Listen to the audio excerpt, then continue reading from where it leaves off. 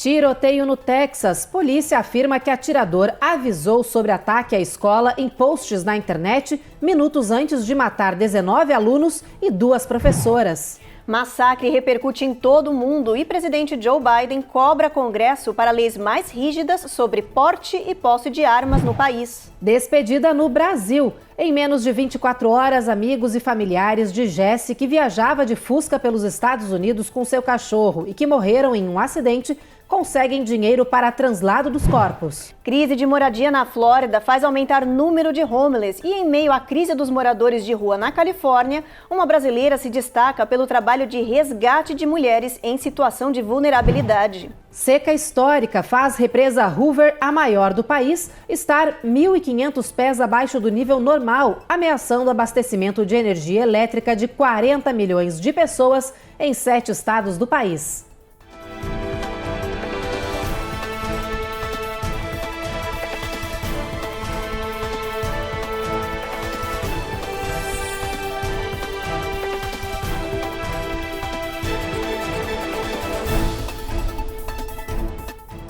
Boa noite. Olá, boa noite. Em muitas cidades daqui dos Estados Unidos, a pandemia impulsionou o aumento no número de pessoas em situação de vulnerabilidade, morando nas ruas. E muitas vezes, quem faz a diferença ajudando essas pessoas são os imigrantes. É o caso de uma brasileira que mora na Califórnia e trabalha para recuperar mulheres em situação de rua. Imagens como essas são cada vez mais comuns. A chamada crise dos moradores de rua se agrava cada vez mais nos Estados Unidos. Em muitas cidades já é possível encontrar comunidades inteiras de pessoas que vivem em barracas ou carros. Segundo ativistas, a pandemia do coronavírus piorou a crise no país. Com as altas taxas de desemprego e os valores altos dos aluguéis, famílias inteiras acabaram ficando sem um teto. Hoje, estima-se que aqui nos Estados Unidos, 580 mil pessoas estão em situação de rua. 80% delas são transitórias, ou seja, estão nas ruas temporariamente por falta de opção. A Califórnia é o estado mais afetado pelo crescimento descontrolado da população de rua e falta de moradias. São mais de 160 mil pessoas desabrigadas, 64 mil só no condado de Los Angeles. A brasileira Selma, que vive por lá, trabalha para ajudar essas pessoas. Aqui ela aparece cozinhando marmitas para distribuir nas ruas. A psicóloga se mudou para os Estados Unidos há 33 anos e fundou uma instituição sem fins lucrativos que atua nos Estados Unidos, Israel e Brasil. O foco é ajudar mulheres em situação de rua com problemas de uso de drogas, álcool e prostituição. É difícil para elas aceitarem a condição delas, porque já estão tão nas drogas, tão naquela vida, aquilo já faz parte do mundo delas, que você chamar elas para a realidade, oferecer um lugar para poder se limpar, elas mesmas perderam a esperança delas, como que, para mim, é um caminho que já não tem mais volta. É difícil fazer elas entenderem, sim, tem volta, sim, é possível, sim, a gente pode te ajudar e você sair disso. O trabalho começa com a distribuição de sacolas como essas, com kits de produtos de higiene e necessidades básicas, e aos poucos a Selma vai conquistando a confiança dessas mulheres. A Maria, que deixou as ruas em 2017, é uma delas. Selma Ela sempre me mostrou compaixão, me ouviu sem julgamentos e soube me enxergar e fazer com que eu conseguisse ver os meus problemas e enfrentá-los, diz. Meeting Selma and her working with me on a one-on-one basis has definitely impacted my life. Hoje, além do Instituto, Selma trabalha em uma clínica que abriga temporariamente as pessoas que vivem pelas ruas e espera que a sociedade aprenda a olhar com carinho para essa população vulnerável que tanto precisa de ajuda. A arrogância mesmo no coração do ser humano de passar por outro ser humano e não ver que é um ser humano que está sentado ali, que tem sentimento, que tem alma, que tem fome, que gostaria de uma cama quentinha. A arrogância do ser humano, cada dia mais arrogante, cada dia mais egoísta, olhando cada dia mais para o próprio umbigo, não permite ver a situação do outro, olhar para o outro com um olhar de amor, um olhar de atenção, um olhar de estender a mão. Olha, lindo esse trabalho da Selma. É importante chamar a atenção para a sociedade, mudar o olhar e ver essa população em situação de rua com mais carinho, né, Evelyn? Com certeza, Ruth. E olha, se você, brasileiro, tem uma história bacana e quer ver ela contada aqui no Américas no Ar, manda um e-mail pra gente. O endereço é esse que aparece agora na sua tela. Bom, e a gente continua falando sobre a crise de moradia, porque especialistas no assunto estimam que o estado da Flórida está perto de desenvolver uma crise de homeless como a da Califórnia. Pois é, e os motivos são o aumento desenfreado no valor dos aluguéis no estado e a falta de casas disponíveis para abrigar pessoas que vieram para cá de outros estados durante a pandemia. Hoje, a Flórida tem a terceira maior população do país e ocupa o terceiro lugar entre os estados com maior número de homeless, segundo estimativas nacionais. Mas esses números estariam subestimados, segundo ativistas. O motivo seria a crise habitacional que atingiu o estado nos últimos meses, com um aumento histórico do preço dos aluguéis, que subiram em média 30%. Com isso, muitas famílias ficaram sem dinheiro suficiente para arcar com os custos de moradia e foram parar nas ruas ou em hotéis em beira de estrada. O número de famílias em situação de rua pela primeira vez ainda é desconhecido, mas, segundo ativistas, a maioria tem o mesmo perfil. São trabalhadores comuns que não conseguem mais cobrir os aluguéis com seu orçamento doméstico. Desde o começo da pandemia de Covid-19, o governo federal já enviou mais de 85 milhões de dólares para a Flórida para ajudar a prevenir o aumento de população de rua. Atualmente, os governos locais têm se reunido em conferências sobre esse assunto e pressionado o governador Ron DeSantis para adicionar esse tópico de moradias populares nas sessões das próximas semanas. A gente nota, para quem se ausentou dos Estados Unidos há 2 anos atrás e voltou agora, a gente nota o aumento de pessoas pedindo ajuda. Eu não sei se existe, porque a gente vê muita gente com problema de deficiência. É um problema. Esses, de fato, são homeless porque não conseguem obter emprego e a gente tem que ajudar.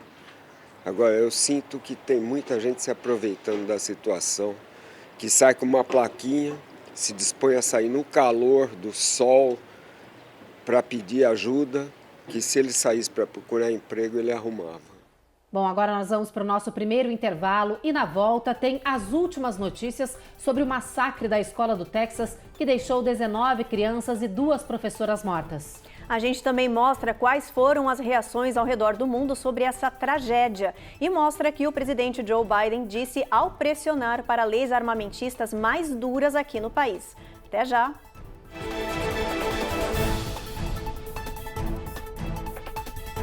Américas no Ar. Oferecimento BB Américas. A nossa gente faz a diferença.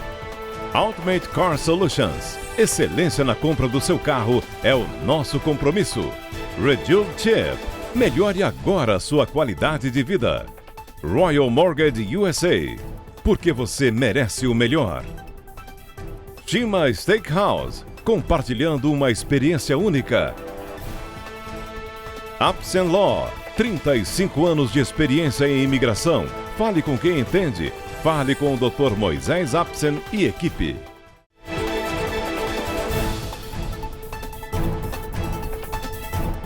E a cidade de Uvalde, no Texas, acordou de luto. Um dia depois dos piores ataques em escolas infantis, autoridades ainda buscam informações e a motivação desse ataque. 19 crianças e 2 adultos morreram nessa violência armada. A polícia disse que o atirador avisou nas redes sociais 15 minutos antes de cometer o ataque.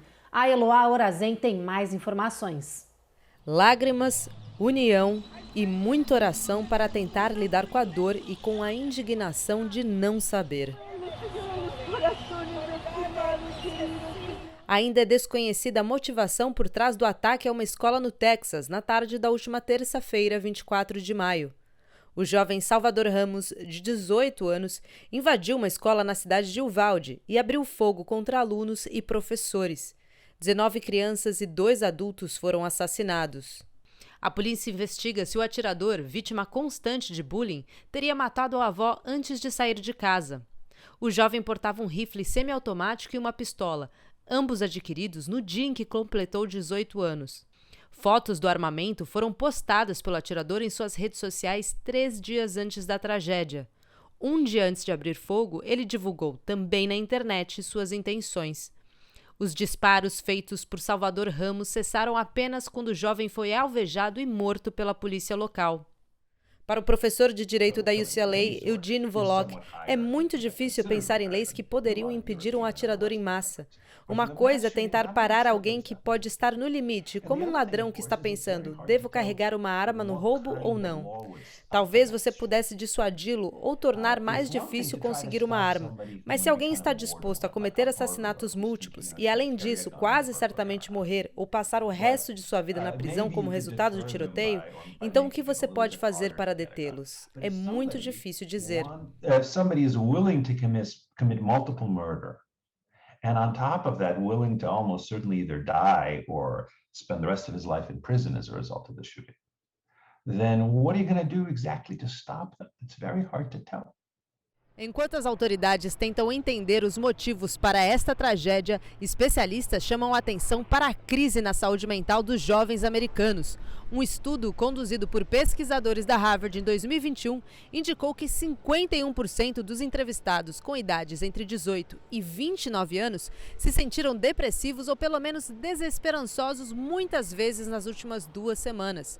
28% deles disseram ter pensamentos suicidas. Uma análise semelhante feita pelo Centro de Controle e Prevenção de Doenças em 2019 indicou que apenas 21% dos jovens nesta mesma faixa etária demonstravam sintomas de depressão, evidenciando assim uma deterioração rápida e preocupante na saúde mental dos jovens nos Estados Unidos, sobretudo durante o período de isolamento social decorrente da pandemia. Para a pesquisadora especializada em doenças mentais, Alyssa Roth, os Estados Unidos vivem uma crise de saúde mental e não têm tratamentos suficientes. Acho que é importante saber que esse país nunca soube lidar com transtornos mentais. Nunca soubemos quem deveria cuidar dessas pessoas, onde elas devem buscar tratamento, onde elas devem morar caso não possam ficar em casa, quem deve pagar pelo cuidado delas. Essa tragédia acontece às vésperas dos 10 anos do ataque ao colégio Sandy Hooks, em Connecticut, um dos casos mais emblemáticos da violência no país. Em dezembro de 2012, um atirador matou 26 pessoas na escola, sendo 20 alunos e 6 adultos. Ataques semelhantes não são raros. Só neste ano, os Estados Unidos contaram mais de 200 tiroteios, sendo 27 deles em instituições de ensino. Bom, essa tragédia no Texas chocou o mundo. Vários líderes internacionais lamentaram o ataque em massa que resultou na morte aí dessas 19 crianças. O Google colocou na página de busca o símbolo de luto pela violência e o presidente Biden pediu para os americanos usarem essa dor para pressionar por mudanças nas leis. As bandeiras na Casa Branca e em outros prédios federais foram colocadas a meio mastro e devem permanecer assim até sábado. Ontem à noite, visivelmente abalado, o presidente Joe Biden disse que perder um filho era como ter um pedaço da alma arrancada. Ele pediu providências mais uma vez no controle de armas e implorou aos legisladores para transformarem essa dor em ação. Por fim, perguntou: por quê? Por que estamos dispostos a continuar vivendo com essa carnificina? We can't have an impact on this carnage. O ex-presidente Barack Obama escreveu no Twitter que ele e a esposa estavam sofrendo junto com as famílias por uma dor que ninguém deveria passar. Na Europa, o presidente da França, Emmanuel Macron, e o premier do Reino Unido, Boris Johnson, enviaram condolências aos Estados Unidos. Na capa do site de buscas Google, foi colocado o símbolo de luto em homenagem às 19 crianças mortas e às 2 professoras. Ao clicar no símbolo, aparece a mensagem: nossos corações estão com a comunidade de Uvalde. E olha, luto também na comunidade brasileira. Fãs ainda estão repercutindo o acidente trágico que matou o aventureiro brasileiro Jesse Koss e o cão dele, Shurastei, no Oregon. A família pediu ajuda financeira ontem na internet para conseguir fazer o translado do corpo para o Brasil. A comunidade se uniu em apoio e eles atingiram a meta. A repórter Carolina Camargo tem mais informações para a gente. A família postou essa mensagem na internet. Eles conseguiram arrecadar R$120 mil em menos de 24 horas depois do pedido de ajuda à comunidade brasileira. Ainda não foi definida a data de quando os corpos de Jessie e de Churastei serão levados para o Brasil. Nas redes sociais, entre os assuntos de destaque, estava a morte do brasileiro de 29 anos e de seu fiel companheiro Churastei. Fãs comentavam inconformados a tragédia que acabou com a vida do aventureiro que estava cruzando os Estados Unidos. O acidente foi na segunda-feira de manhã. A polícia informou que Jessie estava passando pelo Oregon, na cidade de Selma, quando pegou um engarrafamento, tentou desviar, perdeu o controle do carro e foi parar no sentido contrário da pista. Bateu de frente com uma picape. A dupla viajava há 5 anos a bordo de um Fusca chamado Dodongo. Toda a aventura era registrada e postada diariamente nas redes sociais. Na passagem por New York, na Times Square, eles concederam uma entrevista ao America's no Ar. Não, eu tô vivendo um sonho, então tipo assim, eu penso, caraca, tem problema, sabe? Tem muito problema. Eu passo muito perrengue com o Fusca. Só que pensar em desistir, eu falo, cara, é a mesma coisa que eu tô vivendo meu sonho e falar, não quero mais, porque tá dando um problema, porque eu tropecei aqui. Não, pensar em desistir jamais. É o objetivo que eu quero fazer, é o que eu sonho, sempre sonhei em fazer. Acho que todo mundo quer viajar. E eu consegui fazer isso de uma forma que eu não gasto muito dinheiro, consegui monetizar as redes sociais para eu fazer isso. Então, como é que eu vou desistir de algo por conta de problemas pequenos que aparecem? Não, isso aí te passa por cima. A vida é cheia de problemas que a gente está superando e na viagem é igual. Eles seguiam rumo ao Alasca, onde seria o final da aventura. A previsão era chegar lá em setembro. A viagem foi interrompida no Oregon. Alguns fãs se despediram de Jessie Koss com desenhos, dizendo que agora os parceiros fiéis seguem uma jornada rumo ao céu. Uma judiação. Ontem, quando a gente recebeu a notícia, era em torno de 2 horas da tarde ontem, quando a gente soube, e não tinha saído quase em lugar nenhum, só tinham publicado lá no perfil do Churastei Dogs. E, gente, a gente tá muito chateado, né? Assim, muito, muito triste. Na verdade, assim, pela proximidade de você conhecer a pessoa, né? E o que me marcou muito, vou frisar de novo, que eu até comentei com a Andresa várias vezes, assim, é quando ele falou assim, não, eu quero terminar isso aqui para constituir família. Nossa, que notícia triste essa, né, Ruth? Até é difícil de noticiar. Olha, realmente é bem difícil, bem triste mesmo. Mas o importante é lembrar do Jessie, como ele sempre apareceu na internet, bem-humorado, feliz. É isso que é importante as pessoas levarem na memória, né, Evelyn? E sempre muito companheiro, muito amigo, ele ali com o cachorrinho. Ficou essa lembrança boa e positiva, né? Vai ficar saudades, mas principalmente essa lembrança positiva.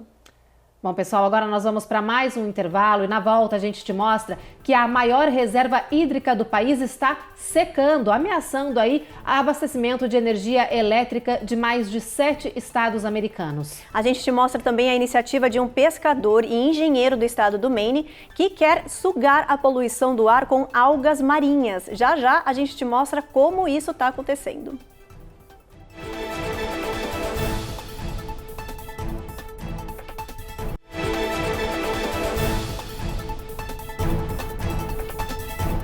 E você é fumante? Tá pensando em largar esse vício? Olha, a boa notícia é que um estudo revelou que o número de fumantes em todo o mundo caiu pela primeira vez na história. A má notícia é que os especialistas dizem que esse número precisa reduzir muito mais. Ainda há 1 bilhão de fumantes no mundo. Os detalhes com Cone Rocha. Dados que podem significar esperança de mais saúde para a nova geração. O número de pessoas no mundo que fumam cigarro está mais baixo pela primeira vez na história. Há 14 anos, quase 23% da população mundial fumava e agora está abaixo dos 20%. O relatório chamado Tobacco Atlas analisou 135 países e foi criado pela Sociedade Americana do Câncer e por um grupo de saúde pública dos Estados Unidos. Ele revelou números otimistas com relação a esse vício, que mata quase 500 mil de pessoas no mundo por ano.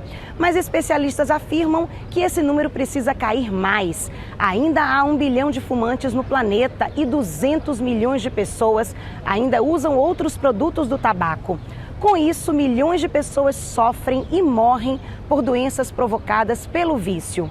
A projeção do CDC, o Centro de Controle de Doenças dos Estados Unidos, é que o fumo matará 8 milhões de pessoas por ano em 2030. Por outro lado, dados também revelaram que o número de usuários de tabaco entre jovens e adolescentes aumentou em quase metade dos países pesquisados, principalmente na África. O número de crianças entre 13 e 15 anos usuários de algum tipo de tabaco cresceu em 63 dos 135 países que fizeram parte do estudo. Cerca de 50 milhões de meninos e meninas nessa faixa etária estão usando produtos como cigarros eletrônicos e cigarros aromatizados. Lembre-se que o tabagismo continua matando muita gente pelo mundo inteiro.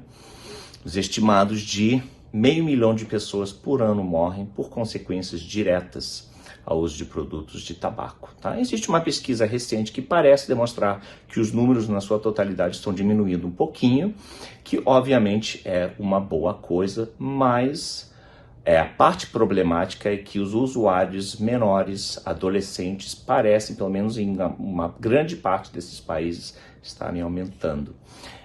Uma outra coisa, um outro problema com isso é que muita gente está substituindo produtos de tabaco com cigarros eletrônicos, que também têm os seus problemas por serem processos não bem conhecidos, ou seja, o cigarro é o cigarro e as pessoas pensam que cigarros eletrônicos não representam risco nenhum. Isso não é verdade. E no estado do Maine, um pescador está usando algas marinhas para ajudar a limpar os oceanos. Olha, o projeto que ele desenvolve usa algas para remover as emissões de carbono da atmosfera. Olha só. Especialistas alertam que apenas parar de usar combustíveis fósseis não será suficiente para frear um desastre ambiental. É preciso mais, ou seja, reverter os danos já causados ao meio ambiente e remover trilhões de toneladas de poluição dos céus. A alta concentração de dióxido de carbono na atmosfera é o que mais preocupa os especialistas. Hoje, o composto químico gasoso é o que mais contribui para o aquecimento global. Para tentar solucionar o problema, o controverso bilionário Elon Musk lançou um projeto para atrair gênios que podem descobrir como capturar o dióxido de carbono em escala massiva. E um dos finalistas que pode ter o projeto financiado com mais de 100 milhões de dólares é um pescador do estado do Maine. Marty, que é um amante da natureza, conta que sentia a necessidade de fazer algo para acabar com a matança dos animais provocada pela poluição. Por isso, desenvolveu um projeto com algas marinhas que crescem e devoram o CO2 muito mais rápido do que as árvores, que não precisam de terra nem fertilizantes e que, quando afundam no oceano profundo, podem bloquear o carbono por 1000 anos. Mas, como as algas precisam de luz solar para realizar este trabalho, Marty, que também é engenheiro, desenvolveu essas boias equipadas com alta tecnologia, capaz de fazer o processo funcionar a todo vapor. It's a race that no one loses as long as someone wins. Marty diz que não se importa de ser ou não o vencedor do concurso de Elon Musk. Para ele, o que importa é ter competidores como a Beth, que investem em soluções para o futuro. Ela também desenvolveu um projeto com algas marinhas. O Marty questiona: o que estamos esperando? Estamos esperando todos os peixes irem embora? Já vi o suficiente ir embora para ter que esperar que o oceano esteja completamente morto antes de agirmos juntos. All this frustration that people have is just because we haven't been unleashed. Agora a gente tem mais uma pausa para o intervalo e por causa da seca e do calor, a gente te mostra imagens impressionantes de como está a represa Hoover, a maior do país, que fica entre os estados de Nevada e Arizona. Ela está 1.500 pés abaixo do nível normal. No Lago Mead, em Las Vegas, por exemplo, a água já baixou tanto que acabou deixando à mostra várias ossadas humanas e outros sinais do passado criminoso da cidade. A gente volta em instantes.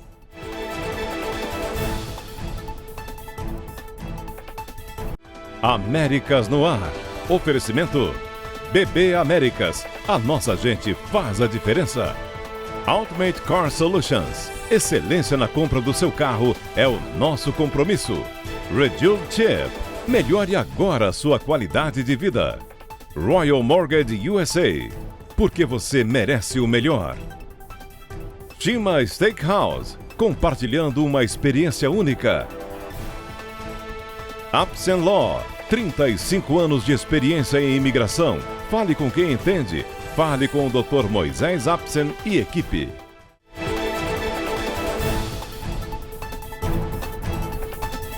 E falando agora de verão, é bom se preparar. A previsão é que este ano seja uma estação quente, acima da média. Isso significa muito calor e pouca chuva. Pois é, e olha, por causa disso, os especialistas já avisaram que o calor excessivo deve piorar a temporada de furacões, a seca que atinge o oeste do país e também os incêndios florestais. Segundo o NOAA, a Administração Oceânica e Atmosférica dos Estados Unidos, as previsões não são otimistas. Quase todos os estados americanos, principalmente no meio atlântico, devem ter temperaturas acima do normal neste verão, com calor sufocante de junho a agosto. A combinação de clima mais quente e chuva abaixo da média deve piorar a mega seca que atinge o oeste dos Estados Unidos, como na Califórnia, por exemplo. Deve também pressionar a capacidade de produzir energia elétrica, o que pode provocar cortes de energia. E ainda por cima deve favorecer queimadas florestais, como na região do Novo México e Texas. A temporada de furacões no Atlântico, que vai de 1º de junho a 30 de novembro, também deve ser forte este ano. O NOAA prevê 65% de chance de ser acima da média. Isso significa que são esperados entre 14 e 21 tempestades. De 3 a 6 podem ser grandes furacões. Se isso se confirmar, essa será a 7ª temporada consecutiva acima do normal. Olha, eu tenho pouco tempo aqui, mas os relatos que eu tenho é que o calor vai ser realmente insuportável, né? Inclusive está prevista uma onda de furacões, né? Parece que vai bater recorde agora. Então estamos preocupados, mas o calor realmente assusta bastante, né? No calor do ano passado eu tive até reações na pele, foi realmente muito quente, muito úmido, né? Mas lá vamos nós, vamos enfrentar, vai começar agora, né, essa onda de calor.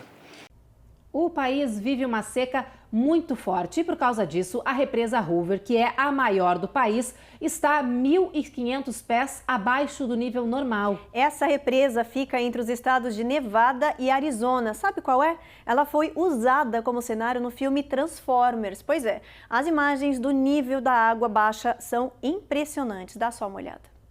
As marcas nas rochas mostram o quanto o nível da água já baixou. O Lago Mead, como é chamado o maior reservatório artificial do país, vem diminuindo a cada dia e ameaçando a energia elétrica de 40 milhões de pessoas em 7 estados do oeste e o Novo México também.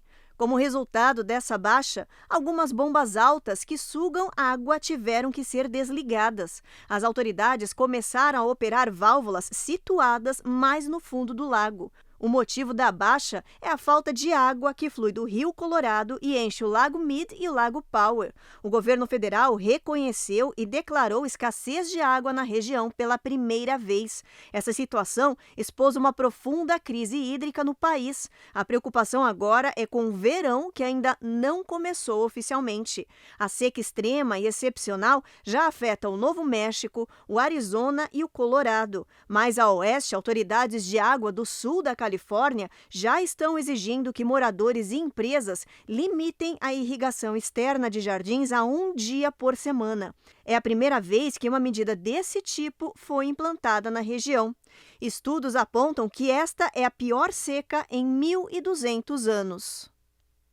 E essa seca do Lago Mead em Las Vegas também acabou revelando o inesperado. Exatamente. Olha só, a água baixou tanto que acabou deixando à mostra várias ossadas humanas e outros sinais do passado criminoso da cidade. Essas são imagens dos restos humanos encontrados no solo do Lago Mead, que antes da atual seca era uma região completamente alagada. A polícia disse que nenhuma das ossadas foram identificadas, mas já foi concluído que algumas delas são das décadas de 70 e 80, quando a região de Las Vegas era dominada pelas máfias. Olha, agora uma força-tarefa da polícia da região vai analisar essas ossadas e reabrir alguns cold cases, que são os casos já arquivados por falta de evidências. Muitos familiares de pessoas desaparecidas naquelas décadas na região já procuraram as autoridades pedindo urgência na identificação dos restos mortais. Pois é, Evelyn, vamos agora então ver como é que vai estar a previsão do tempo amanhã, se vai fazer chuva, vai melhorar essa área da seca, vamos lá? Olha, Boston, tempo encoberto aí, mínima de 59 graus, máxima de 68. Washington também, tempo encoberto, mínima de 67 graus. Sol forte em Orlando, máxima de 91. Miami, tempo encoberto, mínima de 79. Dallas também, tempo encoberto, mínima de 61 graus, máxima de 83 graus Fahrenheit. Um pouco mais acima, em Seattle, chuva, mínima de 52 graus Fahrenheit, máxima de 65. São Francisco, sol forte, mínima de 53, máxima de 62. Tempo encoberto em Los Angeles, mínima de 58 graus Fahrenheit, máxima de 76, Evelyn. E deu para ver aqui no mapa que Las Vegas, bastante o calor, a máxima passa aí de 3 dígitos, ou seja, o calor forte vai continuar. Vai continuar e fica aí o alerta para as pessoas, né? Bom, a nossa edição de hoje termina aqui. Muito obrigado pela companhia. Vocês já sabem, a gente volta a se encontrar de novo amanhã, às 7h30 da noite. Já sabe, depois do Cidade Alerta. Você fica agora, então, com a superprodução Reis. Boa noite. Boa noite.